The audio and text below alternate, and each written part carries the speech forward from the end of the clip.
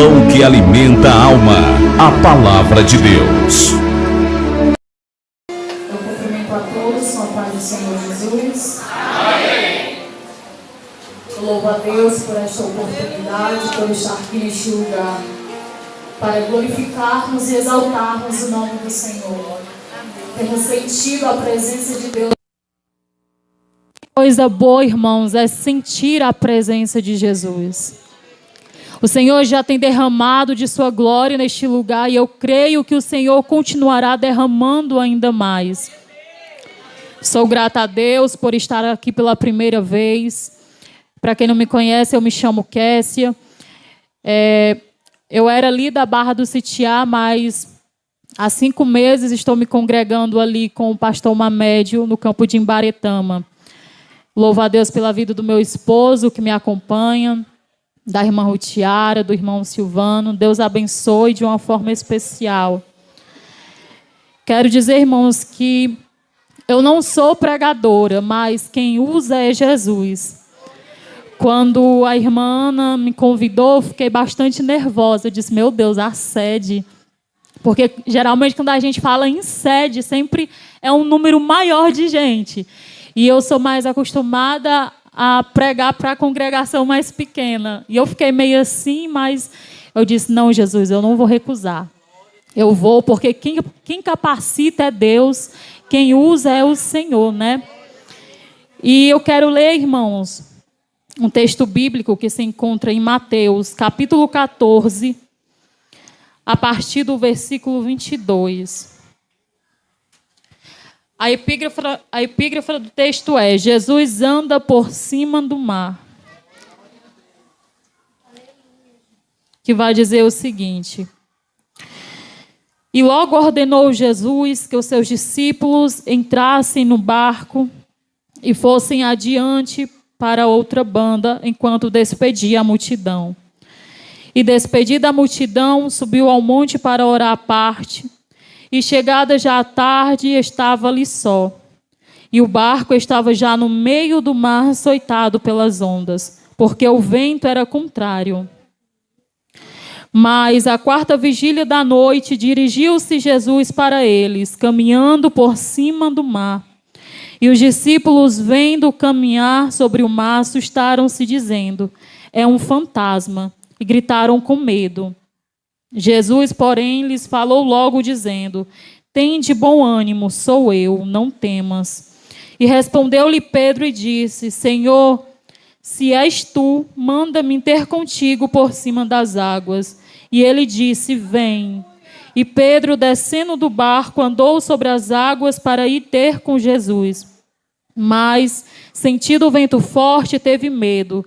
E começando a ir para o fundo, clamou, dizendo, Senhor, salva-me. E logo Jesus, estendendo a mão, segurou-o e disse-lhe, homem de pequena fé, por que duvidastes? E quando subiram para o barco, acalmou o vento. Então aproximaram-se os que estavam no barco e adoraram-no, dizendo, és verdadeiramente o Filho de Deus. Eu quero pedir aos músicos, se vocês puderem tocar algum fundo. Irmãos, esse é um texto muito conhecido por todos nós. Quando Jesus ele anda por cima das águas. A Bíblia vai falar que no capítulo 14, João Batista ele estava dentro do cárcere. João Batista ele foi preso. Porque João Batista, ele era um homem que pregava a verdade. João Batista não era alguém que era complacente com o pecado. A Bíblia vai dizer que Herodias, mulher do rei Herodes, não gostava de João Batista. Porque João Batista dizia, não é lícito que você fique com a mulher de seu irmão.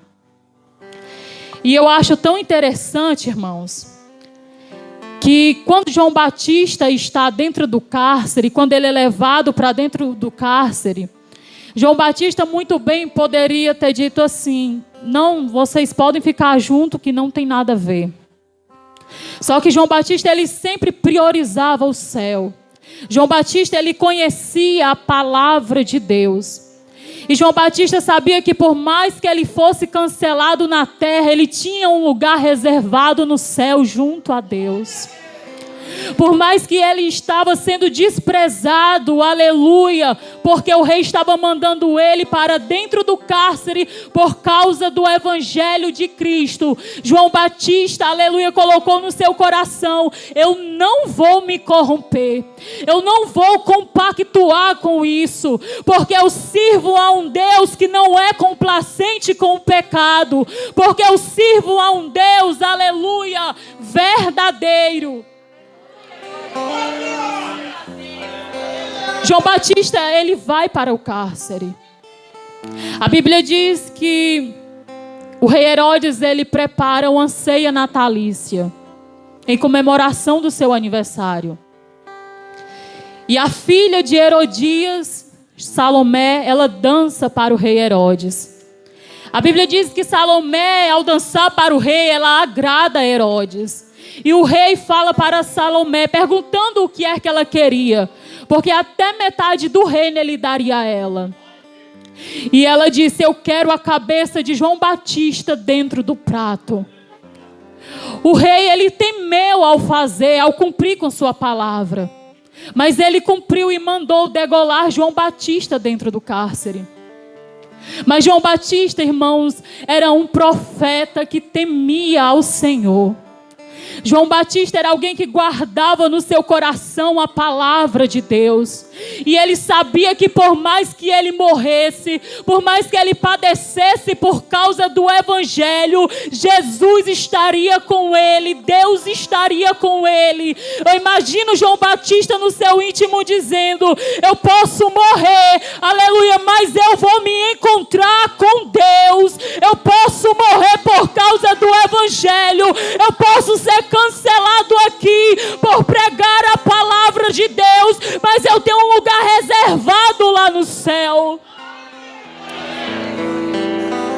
Deixa eu te dizer uma coisa nesta noite. Dói você ser cancelado pelos homens, mas vai doer mais ainda chegarmos naquele grande dia e Deus olhar para nós e dizer: apartai-vos de mim, porque eu não te conheço. Porque não decidimos viver a vontade de Deus, porque não nos posicionamos perante a verdade concernente da palavra do Senhor.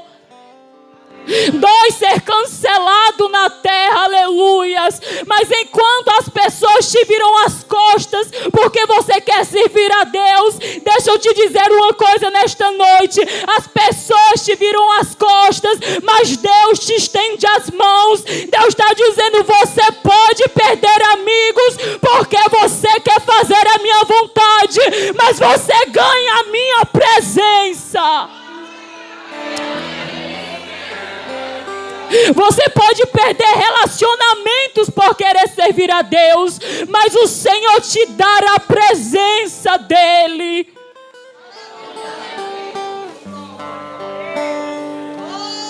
E a Bíblia diz, irmãos, João Batista, ele foi degolado. E a notícia chega até Jesus. A Bíblia diz que Jesus, quando ele escuta, a Bíblia diz que Jesus, ele entra dentro de um barco e ele vai para um lugar deserto. Irmão, Jesus, ele era 100% Deus, mas é importante ressaltar que Jesus também era 100% homem. Jesus era sujeito às mesmas dores que nós somos. Jesus sofria, Jesus se angustiava, Jesus chorava, Jesus sentia dor. E quando Jesus escuta a notícia de que João Batista está morto, Jesus, ele entra dentro do barco, ele quer ir para um lugar deserto. Eu imagino que Jesus quer ir para um lugar deserto para orar ao Pai. Só que a Bíblia diz que para onde Jesus ia, sempre ia uma grande multidão. Jesus, ele não estava bem. Aleluias. A multidão, ela segue a Jesus. A Bíblia diz que Jesus, quando ele vê a multidão, ele se enche de íntima compaixão. Sabe o que eu aprendo com isso? é que, por mais que eu não esteja bem, não fazer a obra de Deus não vai me deixar melhor. Quantas vezes sentimos alguma coisa na nossa casa e nós dizemos assim: hoje eu não vou para o culto porque eu não estou bem. Mas deixa eu te dizer que aqui é um hospital. Aqui é o lugar onde você chega ferido e você sai curado.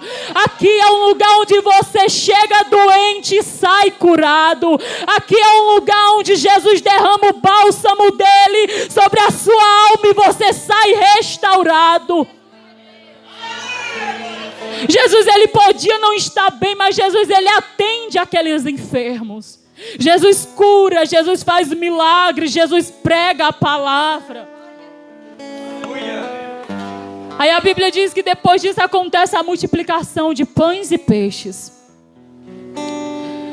Aí chega um momento, irmãos, em que Jesus ele está despedindo a multidão e Jesus ele dá uma ordem para os discípulos: entrem dentro do barco.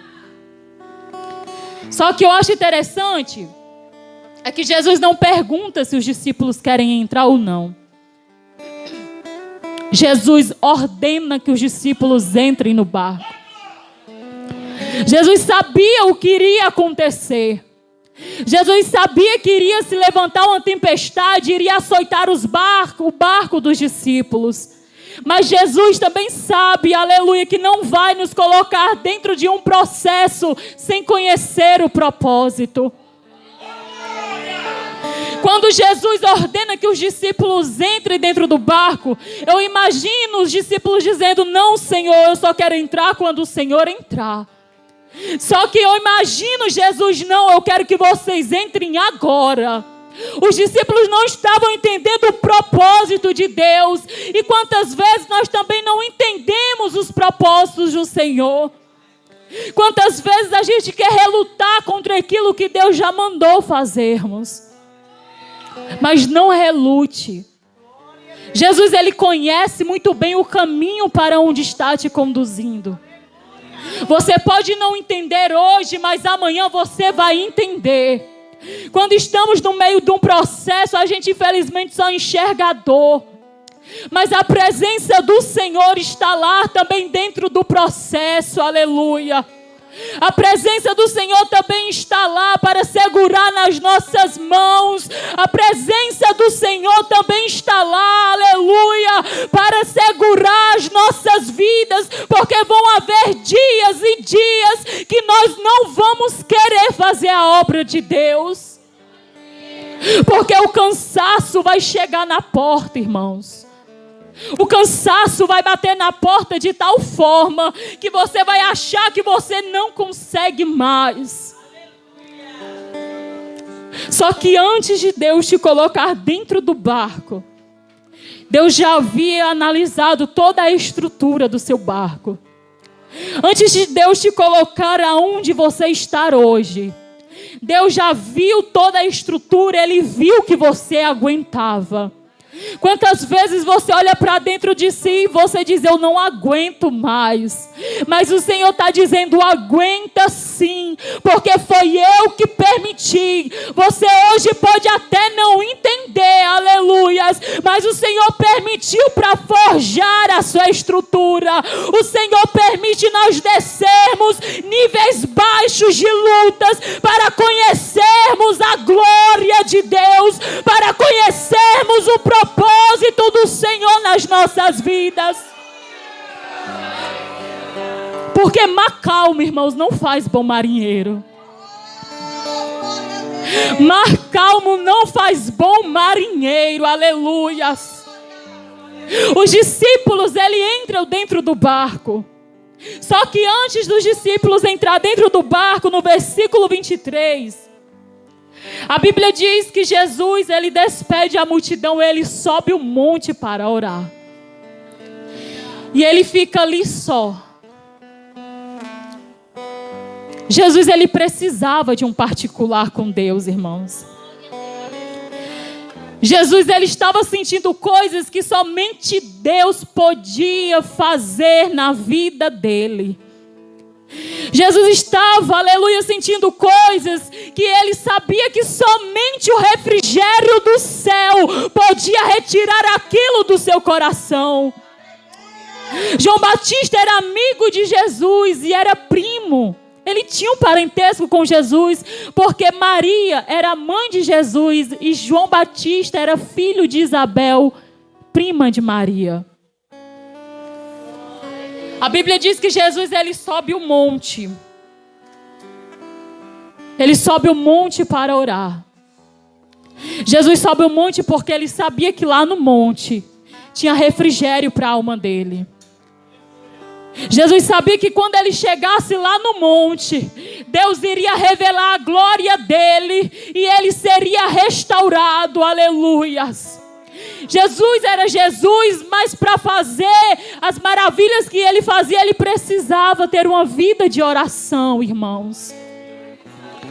Porque sem a oração a gente não consegue fazer nada.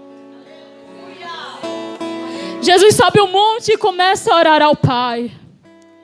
Não está escrito na Bíblia, mas me permita imaginar nesta noite Jesus dizendo: Deus, tira de mim essa tristeza, aleluias. Tira de mim essa angústia, porque eu tenho um propósito e isso está me atrapalhando, aleluias. Nesta noite comece a conversar com o Espírito Santo. Nesta noite comece a conversar com teu amigo. Você pode ter chegado aqui angustiado, você pode ter chegado aqui exausto, com o psicológico abalado, mas a glória de Deus vai retirar da sua vida toda a tristeza, todo o desânimo, todo o espírito que não glorifica o Senhor. A glória de Deus está neste lugar. E enquanto você adora, o céu se movimenta, irmãos. Enquanto você adora, Jesus vai fazendo um rebuliço na sua vida. Enquanto você adora aqui, o Senhor vai mexendo em coisas que você não consegue mexer. Enquanto você adora aqui, o Senhor vai quebrando os laços. Enquanto estamos adorando aqui, o Senhor está dando livramento aos nossos. Deixe o Espírito Santo de Deus adentrar no seu coração nesta noite. Feche os seus olhos nesta noite e deixe o Espírito Santo, aleluia, vasculhar as lacunas da sua alma. Deixe Ele encher a sua vida com a glória dEle. Enquanto você adora ao Senhor aqui, o Senhor vai te enchendo, porque enquanto a aleluia sobe, a glória desce na casa. E você pode estar dizendo: mas irmão, não estou bem, eu cheguei aqui tão cansada, eu cheguei aqui com alguma enfermidade, aleluias. Mas deixa eu te dizer que os médicos dos médicos está aqui neste lugar. Jesus está aqui neste lugar. Adore a Ele, aleluias.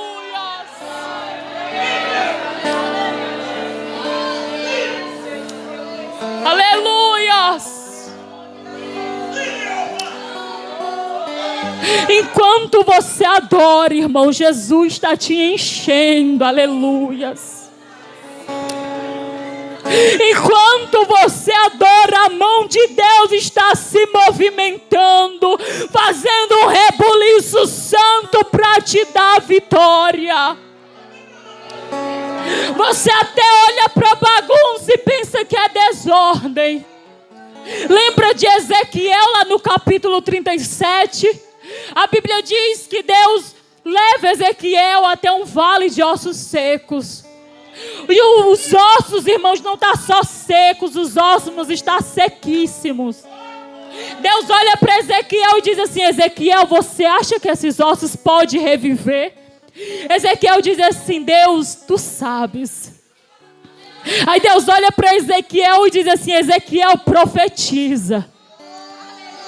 Você está vendo apenas ossos secos, mas enquanto você profetiza, eu vou colocando as coisas no seu devido lugar. Enquanto você profetiza, o Senhor vai fazendo um rebuliço. O Senhor vai pegando gente que estava caído, vai colocando de pé. Enquanto você profetiza aqui, o Senhor vai desfazendo as obras de bruxaria. O Senhor vai colocando por terra todo o mal. Enquanto você adora aqui, o Senhor vai quebrando o laço de morte. O Senhor vai fechando a sepultura.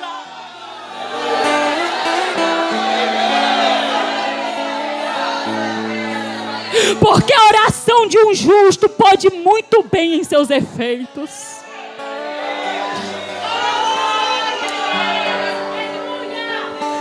A Bíblia diz que enquanto Ezequiel está profetizando, aí começa a acontecer o rebuliço. Deus colocando cada coisa no seu devido lugar. Irmãos, você já prestou atenção que quando a gente está orando por uma causa específica, ou por alguém, parece que aquela pessoa se levanta contra a gente? Parece que quanto mais você ora, mais as coisas fogem do controle. Parece que quanto mais você ora, mais o inimigo se levanta. Quanto mais você ora por um filho, mais ele se distancia da presença de Deus. Quanto mais você ora pelo seu marido, mais ele não quer saber de Jesus. Mas deixa eu te dizer, você pode até estar achando que as suas orações não estão sendo ouvidas, mas deixa eu te dizer que é Deus fazendo um rebuliço para fazer as coisas, para botar as coisas no seu devido lugar.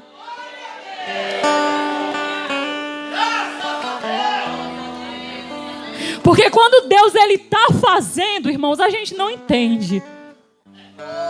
Parece loucura. Mas quando Deus está movimentando as águas para nos dar a vitória, a gente não entende. O trabalhar de Deus é diferente do trabalhar do homem. Aleluias. Mas é Deus colocando as coisas no seu lugar certo. É você adorando, aleluia, e Jesus trabalhando. É você buscando nas madrugadas e o Senhor visitando os seus entes queridos, aleluias. É você buscando a presença do Senhor e o Senhor tocando em vidas lá fora. Algumas tempestades, irmãos, vão se levantar para tentar tirar o seu foco. Algumas coisas vão se colocar no meio para que você desvie o seu olhar. Mas não pare de buscar por aquilo que você tanto deseja. Não é porque nós não estamos vendo nada acontecendo que não tenha nada acontecendo. Você consegue entender isso? Eu não estou vendo nada acontecendo. Eu estou orando e parece que nada está fluindo. Nada está dando certo. Mas não quer dizer que não tenha nada acontecendo. Aleluias. Jesus, ele está no monte orando. E os discípulos, irmãos, os discípulos estão dentro do barco. E a Bíblia diz que quando eles estavam lá no meio do mar, a tempestade começou a açoitar o barco. Se levantou um vento tão forte e começou a açoitar. Eu imagino os discípulos olhando uns para os outros, dizendo assim: eu vou morrer. Essa tempestade vai me matar. Essa tempestade vai derrubar o meu barco. Essa tempestade vai desestruturar a minha vida. Essa tempestade vai me desviar dos caminhos do Senhor. Essa tempestade está mexendo na minha estrutura que eu não estou mais aguentando. Aí a Bíblia diz que enquanto eles estão lá dentro do barco, lá se vem Jesus caminhando por cima das águas. Lá se vem Jesus caminhando por cima daquilo que está desestabilizando os discípulos. Lá se vem Jesus caminhando por cima daquilo que estava atemorizando os discípulos. Sabe por quê? Porque a tempestade estava assolando o barco dos discípulos, mas aquela tempestade não intimidava Jesus. A tempestade pode até te intimidar, mas não intimida Jesus. Essa luta pode até ter feito você se esconder dentro da caverna, mas não intimida Jesus. Quem sabe você está passando por algum momento e bateu com tanta força no barco da sua vida que você entrou dentro da caverna. Só que deixa eu te dizer que não é porque você entrou dentro da caverna que Jesus te esqueceu. Por mais que você tenha entrado dentro da caverna, Jesus vai te buscar lá. Você pode ter entrado dentro da caverna, você pode ter ficado depressivo, você pode estar tendo crise de ansiedade, mas Jesus vai te buscar lá.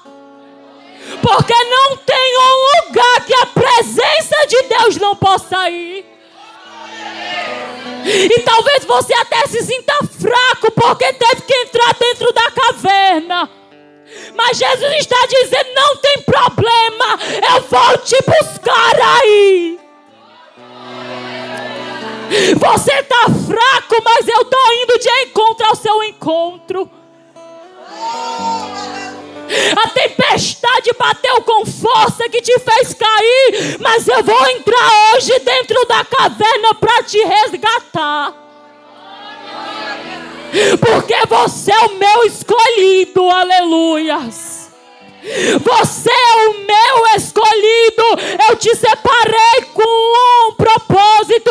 Eu te separei para uma obra. E eu não vou deixar o inimigo acabar com sua vida assim. Sabe por quê? Porque você é propriedade minha. Jesus te comprou, irmãos. E o preço foi alto. Foi preço de sangue. E Ele não vai, aleluia, te entregar de mão beijada para o inimigo. Quem sabe você chegou até aqui hoje dizendo assim: eu nunca mais vou sair de dentro dessa caverna. A depressão me jogou aqui com tanta força que eu não consigo sair mais. A ansiedade bateu com tanta força no meu coração que eu não consigo sair mais daqui. Mas Jesus está dizendo: eu cheguei para te resgatar, aleluias. Eu desci nesta noite para te tirar daí. Eu desci nesta noite, nesta casa, nesta igreja, para te tirar daí. Porque o teu lugar não é aí. O teu lugar é fazendo a minha obra.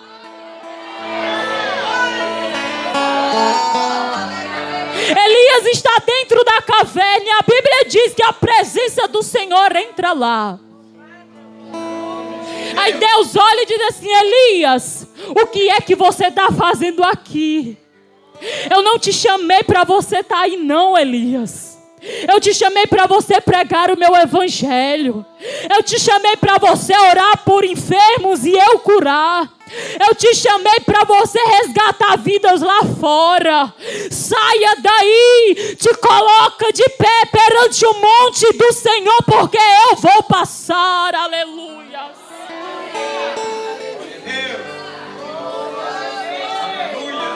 Elias se coloca de pé, aleluia, perante o monte. E me permite imaginar Deus passando naquele lugar, irmãos. Me permite imaginar Deus passando naquele lugar. O profeta pediu a morte, aleluias. Elias disse assim: já basta, Senhor.